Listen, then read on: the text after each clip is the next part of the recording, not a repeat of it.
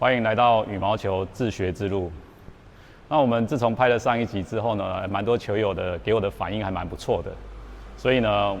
我们就决定呢，我们现在拍一个大家很想看，通常羽毛球教学里面也流量最高的哦，就是反手高远球。那反手高远球呢，我今天呢就没有打算跟各位教标准动作，或是有太多的示范动作。因为这个标准动作、示范动作有很多甲组啊，很多科班教练他们都有很清楚的啊，也有慢动作示范。那我今天要跟各位教的是比较特别的，是说如何去练反手高远球。我会教各位一个流程，如果你照做的话呢，你就可以比较快速的学会反手高远球。那通常我们就在场地中间做一个准备的动作。那我们就直接先练这个动作哈，直接转体架拍，好这样，然后再回来 set 这样一个动作就好了，好，你就启动，好转体架拍，好 set 啊这样的动作，啊做到你顺为止，啊先不用挥，啊就这样就好了，好架拍的动作，好这个你架拍的动作你做稳就好了 ，OK 好。那这个动作呢，你可能花个可能莫约30分钟或是1小时，你就能够把这个动作做得很熟练。OK， 那如果你可以转体架拍之后呢，接下来我们就做一个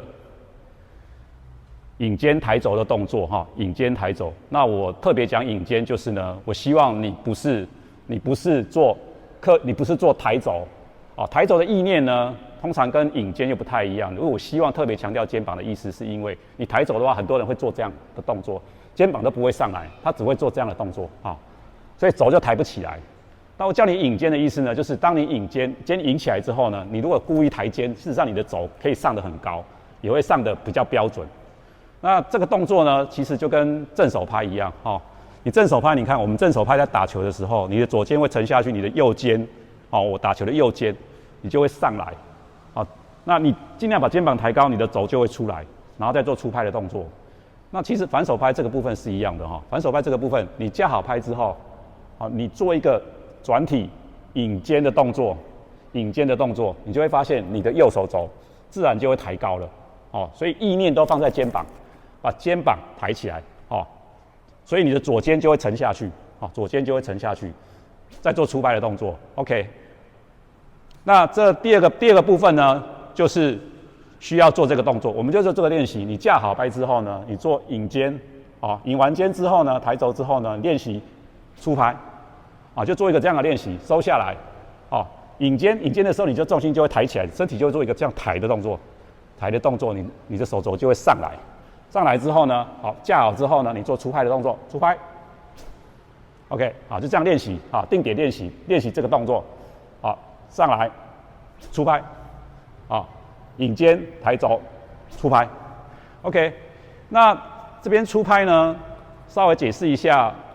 拍子怎么握。那拍子怎么握呢？可能很多教练就会教你说，这个要转进来一点，哈，拍子握在大零线、小零线，好。那这个其实某些时候是因人而异的，就看你出拍的角度。那我们怎么去看呢？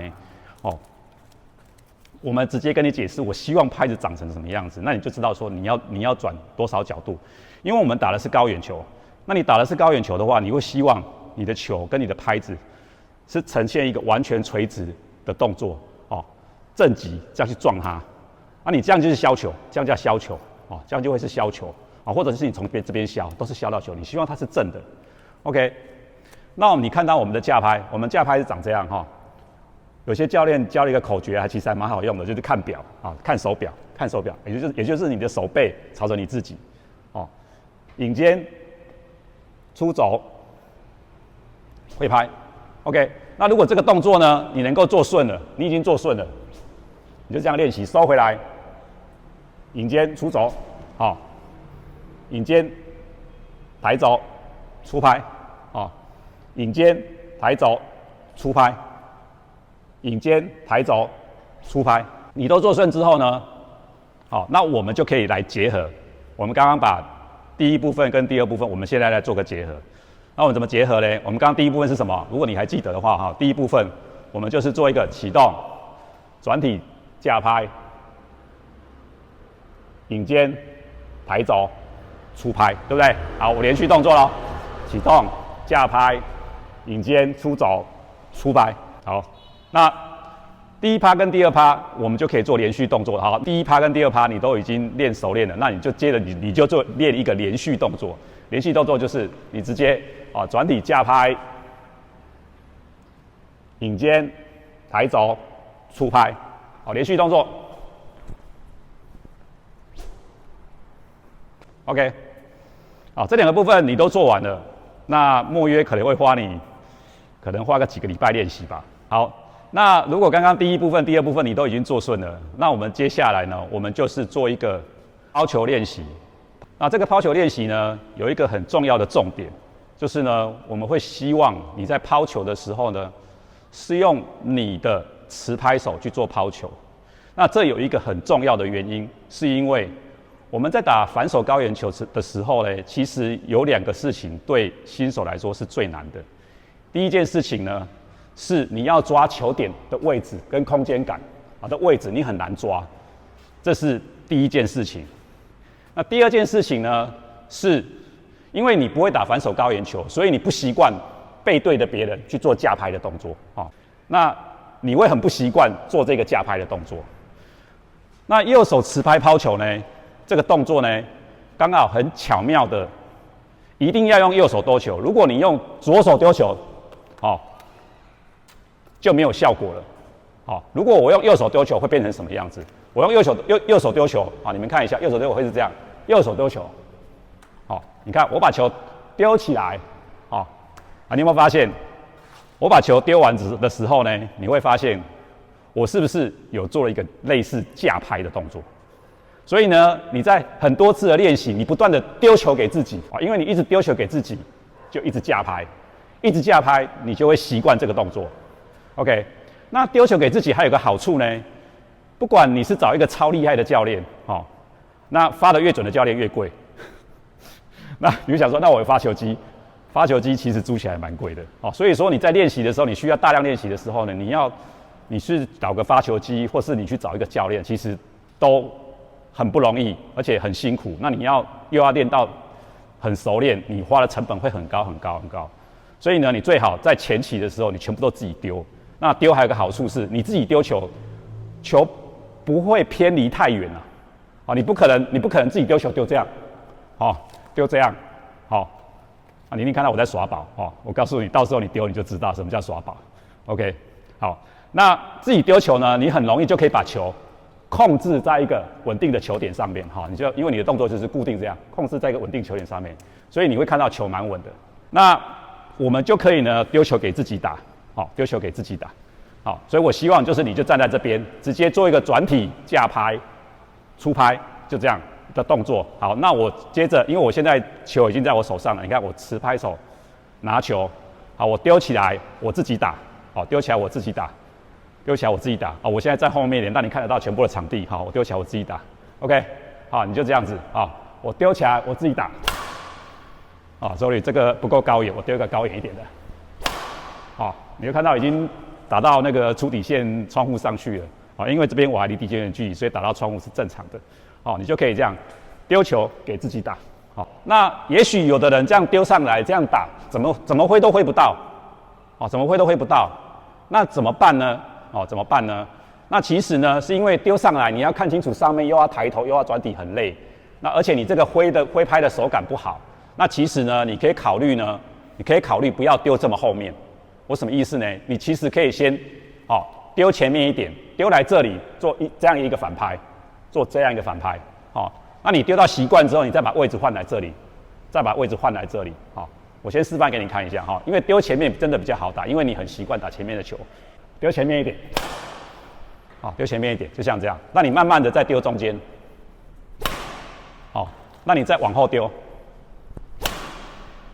就这样子，我的意思就是这样。你可以从简单的位置开始练难一点的，然后再到有点反拍被动这样练你如果要丢更远更被动，当然也可以你自己可以试看看你可以多被动这样子。OK， 那这个部分呢，你如果已经可以随心所欲哈，随心所欲，什么叫随心所欲？随心所欲的意思就是说，你可以打高远球，哦，你也可以直接切对角的时候，哦，你也可以直接切对角的时候，这个叫随心所欲啊。基本上场地对面6个位置都应该打得到才对，好，我对角，好，对面任何个位置，如果你有架好牌，基本上你全部都打得到，这个叫随心所欲，哦，你如果已经练到这样的时候呢？我们就来加上完整的真实的练习。什么叫真实的练习呢？我们就模拟场地真的位置，哦，你就站在场地真的位置，你就练习这样子，然后准备启动。这个时候呢就比较麻烦了，这个没办法自己丢哈，因为你到时候需要一个被动的步伐，完整的跑，然后跟你的队友要有人可以挑球给你，那这个部分长怎样？我们现在对面没有对手了哈，大概模拟一下这个感觉给你看哈，OK， 好。你就是挑一个球，挑一个球给你的对手，挑一个球给你的对手，那请他打你反手拍高远球。所以呢，你就会是一个这样的动作，启动，架拍，你看一样，出拍就这样，是一样的，那只多了什么部分？你多一个交叉步，多一个交叉步，然后最后跨拍击球而已。那这样子你会发现，我把这个反手高远球呢，我拆了很多部分，你通通把它拆开来练习。每个部分的这个小拼图，你都把它练习好了，你要组装就很容易。而且呢，拆开之后呢，你可以特别去练你特别不熟练的地方。每个人呢的反手高远球缺点都不太一样，有的人是呢每次转体都转不够，有的人是架拍架不起来，或者是有的人是这样子，他架拍他就没有抬走，他一直以为他有抬走，事实上没有抬走。或者是有的人挥拍就这样，长这样，他就整只挥这样，这些都是可以慢慢去修炼的，慢慢磨，你的反手拍就可以变得很厉害，反手拍也是这样，自己慢慢练，其实这个也是我自己的学习的方法，我的反手拍就是这样练习的。在你的拼图完全拼好之后呢，就会希望你的反手拍是一个可以上场实战的反手拍。那今天就讲到这里了。那如果各位觉得这个对你帮助很大的话，请帮我按赞、订阅、加分享，谢谢各位。